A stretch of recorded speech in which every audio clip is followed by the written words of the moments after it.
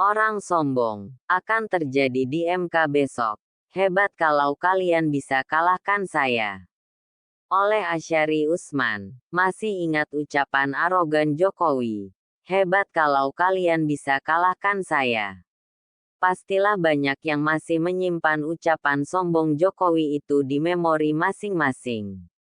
Tampaknya inilah yang akan terjadi di Mahkamah Konstitusi (MK) besok, tanggal 22 April.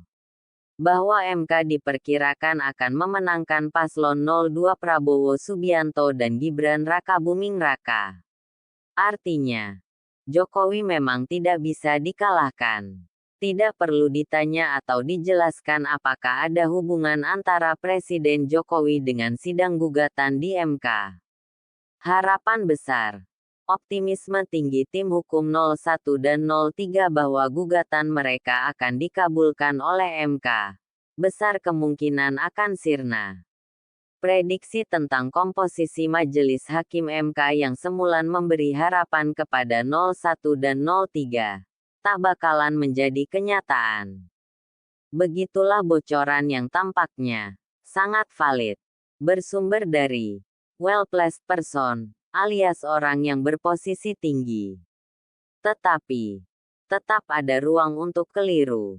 Bisa saja yang kami tulis ini tidak terjadi. Namun, sumber itu mengatakan putusan yang tidak memenangkan Prabowo Gibran hanya akan terjadi kalau ada intervensi dari Yang Maha Kuasa. Sebab, kata beliau, naskah putusan MK sudah berada di dalam map yang tersegel. Tinggal dibacakan saja.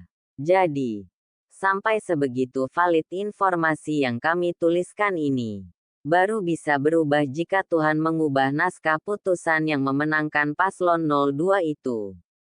Sekali lagi, naskah putusan itu tinggal dibacakan besok, Senin, tanggal 22 April tahun 2024.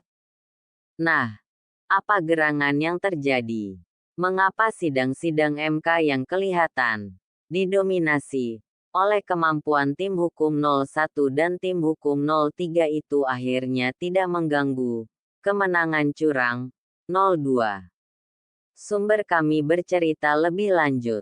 Semula, komposisi pro kontra Majelis Hakim MK tersusun seperti berikut ini. Suhartoyo Ketua MK Arief Hidayat, Saldi Isra dan Eni Nurbaningsih diasumsikan sangat kuat berada di pihak yang mendukung pengabulan gugatan 01 dan 03. Sedangkan Guntur Hamzah, Daniel Yusmik Pancataksifuk, Arsul Sani dan Ridwan Mansur diasumsikan menolak gugatan. Jadi, komposisinya 4-4. 4-4 yang pro pengabulan, 4-4 yang pro penolakan. Seharusnya 4-5 atau 5-4. Tapi Anwar Usman, sesuai ketentuan, tidak boleh ikut di majelis yang menyidangkan sengketa yang punya hubungan keluarga dengan dirinya. Sehingga jumlah majelis menjadi 8 hakim. Komposisi ini 4-4 ini memancarkan sinyal positif bagi 01 dan 03. Sebab, posisi Ketua MK Suhartoyo akan menentukan kemenangan.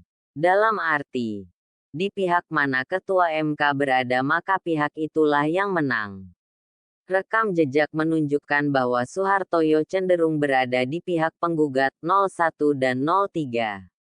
Celakanya, komposisi 4-4 itu telah berubah menjadi 2-6. Dua hakim pro pengabulan gugatan dikabarkan berpindah posisi karena tekanan yang sangat dahsyat. Tidak dijelaskan tekanan dalam bentuk apa. Tetapi, belakangan ini ramai dibicarakan tentang tekan terhadap para hakim MK dalam bentuk ancaman keselamatan diri dan jabatan. Sumber kami menambahkan, Ketua MK Suhartoyo dan Arief Hidayat tidak diganggu sama sekali. Sengaja tak diganggu. Strategi. Lebih kurang, agar publik melihat bahwa proses di MK berjalan demokratis. Seolah tidak ada intervensi, bahwa tidak semua hakim menolak gugatan. Masih ada 2 hakim yang bebas, tanpa intervensi, mengabulkan gugatan. Inikah yang akan terjadi atau yang tidak akan terjadi? Senin besok. Kembali lagi ke dalil intervensi yang maha kuasa. Hanya Tuhan satu-satunya pihak yang bisa mengubah naskah putusan yang tersegel itu. Tanggal 21 April tahun 2024. Jurnalis senior Freedom News.